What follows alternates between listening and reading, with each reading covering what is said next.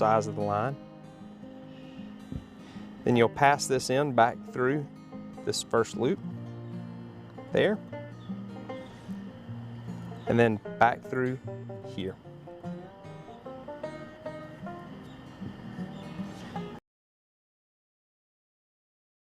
Thank you both for being here today. Little technical difficulty. We had a little technical difficulty, and we're going to restart that video now. Awesome, thank you guys. We don't mind the issue. Hello, my name is Chris Kalinowski. I'm a biologist with Department of Natural Resources, Coastal Resource Division. Today we're going to talk a little bit about fishing and the equipment you'll need fishing from a pier or dock. All right, so this is some of the equipment you'll need for a normal day of fishing. First, we've got our Georgia Fishing Regulations book right here. I recommend you consult this first. It's got all the information you'll need about the size and numbers of fish that you can keep while you're fishing. Some of the other things we have here are a good pair of pliers. Always like to have a good pair of pliers in the tackle box. It can help you when you're tying your line and also removing hooks. We have some of the different types of weights you'll use depending on your application. A standard circle hook here. We like to use circle hooks because they help reduce deep hooking and make it easier to release your fish if you're not going to keep it. Beads, swivels, bobber stoppers. This is an adjustable depth popping cork. We have several different kinds of leader material here, both fluorocarbon and monofilament. Tape measure so you can measure your fish. And I always like to have a good pair of sunglasses. It helps reduce the glare and make it easier to see in the water. Okay, so this is a basic spinning rod setup. This is a Penn 3000 reel on a medium weight rod. This is a good setup for inshore fishing, and we usually use these to target trout and redfish in the creeks and rivers. You can obtain a setup just like this at your local retailer or your local tackle shop. I would suggest you talk to the vendor there and tell them what you'd like to go out and target. They can help you get the right size and the right line class for your target species. Generally, most locations can spool these up before you leave, and once you leave with these, you'll be all set up to head to the dock and go fishing. So we're going to go over a couple of knots you may use while you're out fishing. The first one's going to be the improved clinch knot. For demonstration purposes, I'll use this large hook in this line. So you'll start out by passing the line through the eye of the hook, pulling some slack through, and then you twist. I usually twist 3 to 5 times depending on the size of the line. Then you'll pass this in back through this first loop there, and then back through here. And pull all that tight. Cinch it down, use your pliers, give this end a tug, there. Then you can use your pliers to trim this close to the knot. That's the improved clinch knot. The next knot we're going to use is a uni knot. It's one of the most common knots used in fishing. I like to use this knot for a lot of different purposes. I like to use it to attach terminal tackle at the end of my leader, but you can also use it to attach your monofilament to a braided line. So this is the uni knot. You'll start out, pass your line through the eye of the hook, bring the 2 lines parallel to each other, give yourself a little extra line here, then bring this line back down and wrap it around these 2 lines. I like to do this 3 to 5 times. For a smaller diameter line, I'll usually do 5 times. For larger diameter, like 40 to 60 pound leader material, I'll do it 3 to 4 times. There. You'll pull that.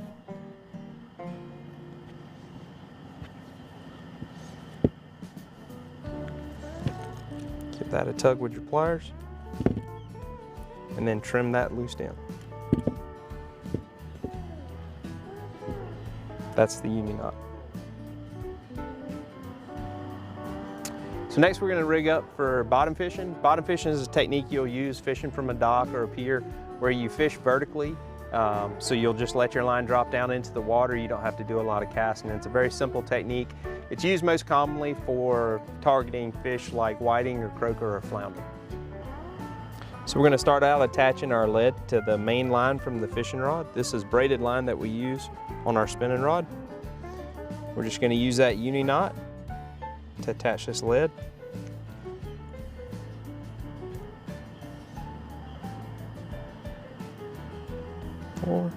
There's the 5 twists. Slide that down. I'm going to trim that tag end off. Braided line can be difficult to cut sometimes, but a good set of pliers will have carbide tip cutters. Makes it a little easier to cut that braided line. Next, we're going to attach a short piece of leader material to the swivel on this lead. Again, using the uni knot.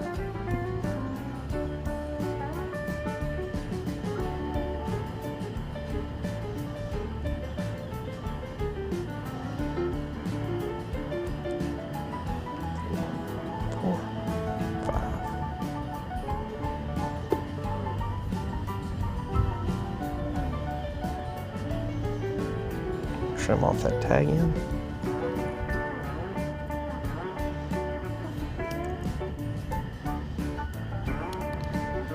Always remember to try not to let your tag ends fall in the water. Put those in recycling. Dispose of them properly. And on the end of this rig, we're going to use a circle hook. That's the hook we talked about earlier.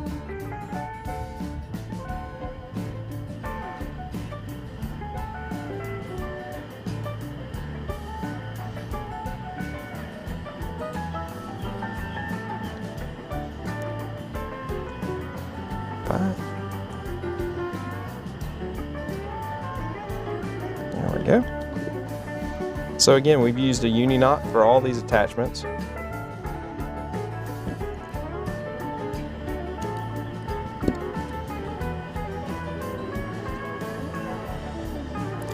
that's a simple bottom setup. Bottom rig, circle hook, leader, lead. And you would use this with a small piece of cut bait or a dead shrimp on the bottom. So next we're going to go over a popping cork. This is a popping cork, and we'll show you how to rig these up. So this is a popping cork. This is an adjustable depth popping cork, which means that you can change how deep your bait is when it drifts underneath this cork. So we're going to start out by using a bobber stop. That's what this small little rubber thing is. And this goes on your main line first. You do that by passing the line through this loop and then pulling this bobber stop up and onto your line. Like that. Slide that up a little bit. And you want to use a small bead. Use this one here. You'll pass the line through here and slide this bead up to that bobber stop. Like that. Next, you're going to pass your main line through the center tube in your adjustable depth cork. This can be a little tricky sometimes with that main line because it usually ends up getting stuck. So what I like to do is have a little piece of monofilament on standby in the tackle box. Just fold it over. You can pass that through the bottom.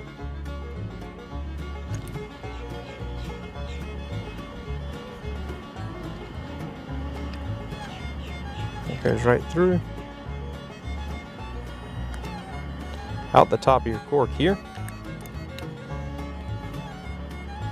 Then you can put your main line through that and pull it back through.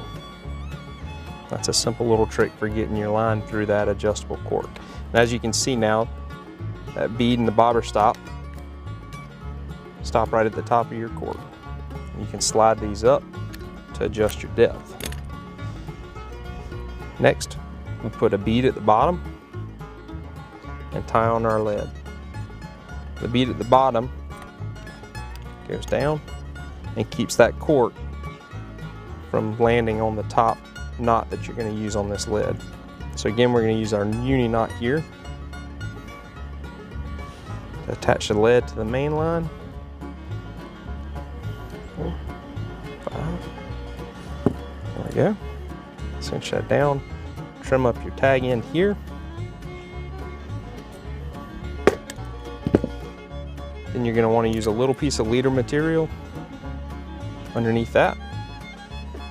I like to use 15 to 20 pound leader material.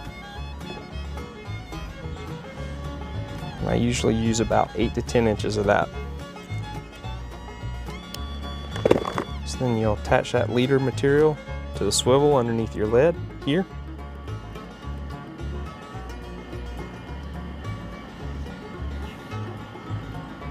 Using that same uni knot.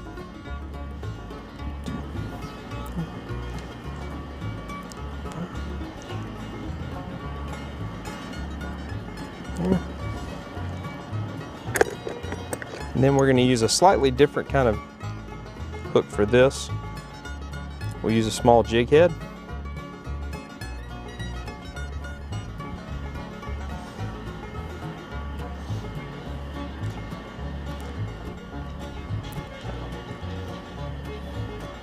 There we go. We're going to come back, trim those loose ends.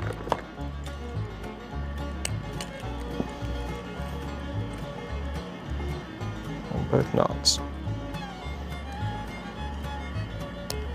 There. Now we're ready to go. So this is your popping cork rig. This is great for fishing along the edge of the grass. One of the good things about the popping cork is there's a lot of action on the surface of the water. When you're reeling on this, you'll want to pop it every few reels, and it makes a clacking noise that attracts fish. All right, now that we're all rigged up, we're down on the dock. We're going to go over how you rig a live shrimp to fish under your popping cork. So there's a couple different techniques, but one of the most common ones is to rig the shrimp with your jig and put that hook just underneath the forward rostrum, just like that. All right, now that we're ready, we're rigged up, we're gonna make a cast with your spinning reel. You're gonna hold that line with your forward finger, like that. Flip your bail over and make a smooth cast.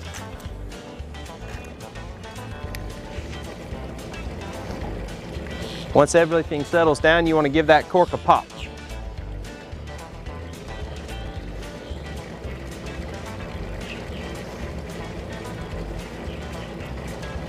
All right, so next we're going to switch over and do a little bottom fishing. We're going to use that same rig we tied earlier. We're going to use a dead shrimp. So we'll hook that shrimp through the tail, like that, and drop it in.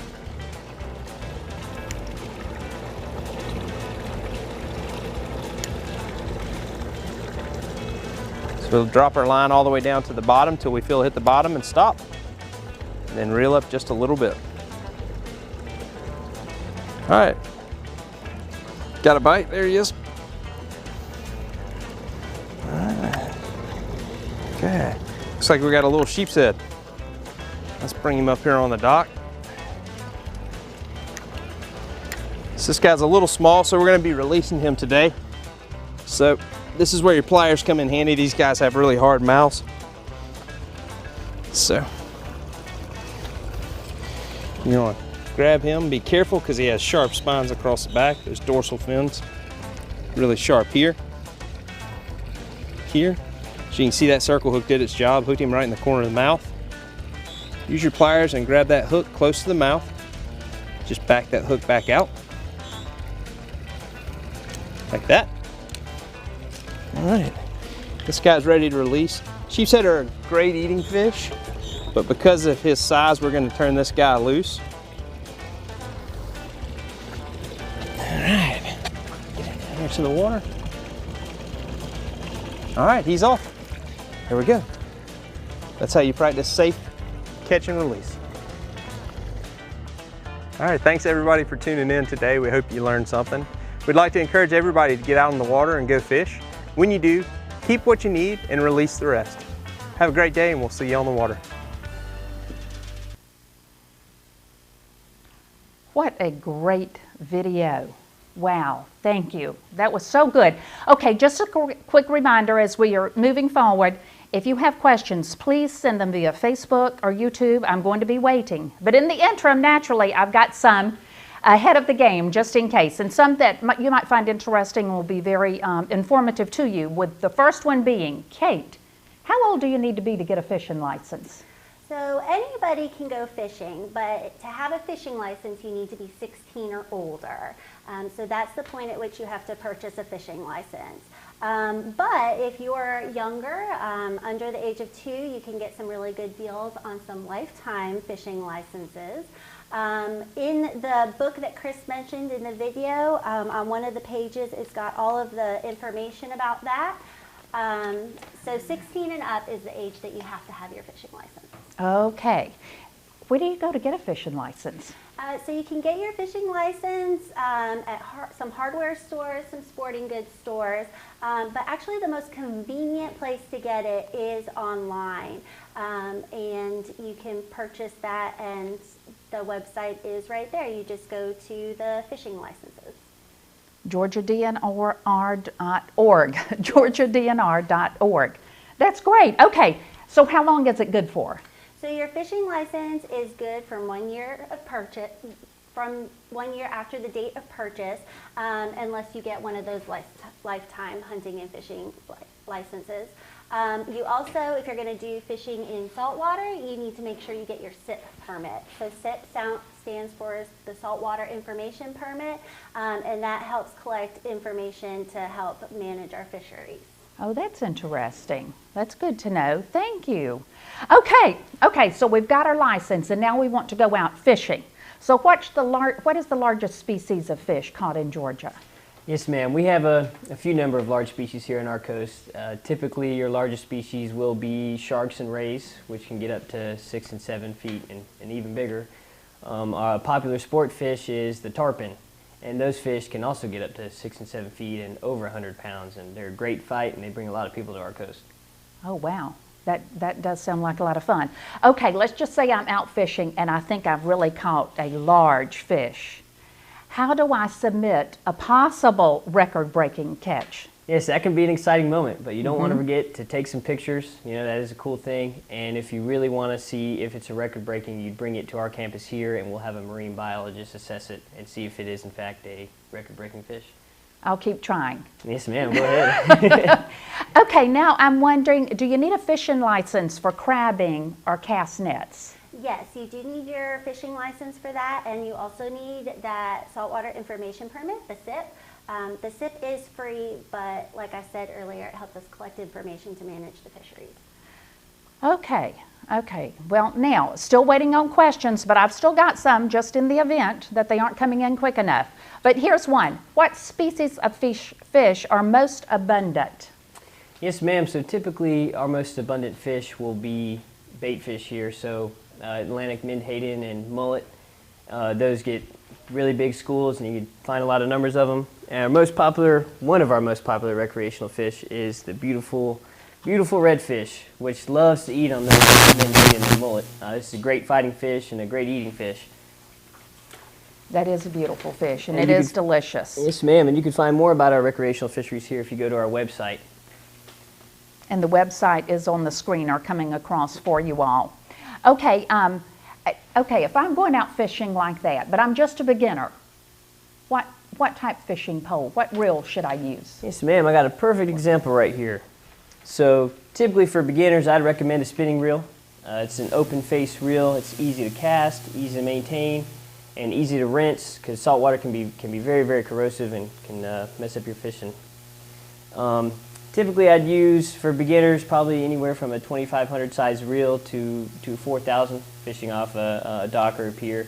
And perfect combo with that reel would be a 7-foot spinning rod with around a medium weight rod. It's a great combo to catch fish. And this time of year, it's really popular to go out and catch really big redfish. We call them bull reds. And this would be a perfect example of tackle you would like to use for that kind of fish. So typically you want a big reel with a lot of line and heavy drag, so you don't tire out the fish and you can bring them to you quickly. And you'd want to use a really short leader. That'll prevent the fish from getting gut hooked, which can harm the fish a lot. And you also want to use a circle hook without a barb, so it'll make getting the hook out of their mouth very easy, so it can have a quick release for the fish. Okay, Dylan, I'm going out fishing for redfish. How can I measure it if I think I've caught the largest one, maybe a record-breaking? A record-breaking? Well, if it was record-breaking, you probably want to get it checked out by a marine biologist. But if you're out fishing and you want to harvest fish, you want to make sure it's legal, of course. So on our rigs, it'll be a total length for redfish. And what you want to do for the total length is make sure you go all the way to the tip of the head there, and then go to the tip of the tail. You want to swipe it. This is a hard model, so I can't show you, but you want to swipe that tail and go to the largest measurement of the fish. And that'll give you your total length of the fish. And you said something that made a really good point. It might not be a record-breaking size, but it still needs to be measured. And all Yes, of that ma'am. information is in the booklet that Kate is holding. Yes, ma'am. And it also, if you're new to fishing and you're trying to identify fish, it's got some awesome pictures in here that you can use to identify them, or you can go to our Marine Fishes of Georgia website, and that'll help you identify the fish that you are catching. And many of the hardware stores and various Sporting other goods sporting goods have these right at the front, Yes, and ma'am. they're free.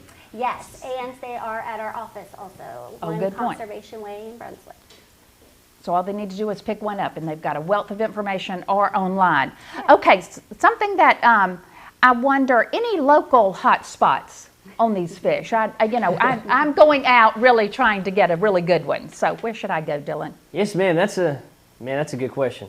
A lot of people have different opinions, but typically you'd want to look for some habitat. So we have artificial reefs here, and we have oyster mounds, which are natural reefs, and typically fish will like to aggregate around those. So if you could find some structure for the fish, hopefully you get a bite. Okay, We're speaking of fish, and one thing I have often heard, angler. Where did that term come from? Yes, ma'am. That's an uncommonly known fact. So back in the olden days, an angle was considered a hook. So somebody who was using a hook on the end of a line was considered an angler. That is interesting. Don't think I've ever heard why, just always heard the word. Okay, now there's something sitting over here that I find really interesting, and it brings up, where can one dispose a fishing line? So at our public access areas, boat ramps, fishing areas, they have these PVC pipes, and you can put your fishing line in there. It'll be marked with the green sign so you know that you're in the right place. It's going to need to be monofilament in order to recycle it, and they will also take cast nets. So it might be easier for you to recycle it if you go ahead and cut those weights off. You can always keep those and use those for your next fishing trip. But Miss Leah, who was here yesterday with Keep Golden Isles Beautiful, and us worked together to get that fishing line recycled. It's just a great idea, and cast nets as well. Cut the magnets off. You don't have to, but it is most helpful to cut the weights off for it. Yeah. Okay, I'm still back on fishing for that redfish.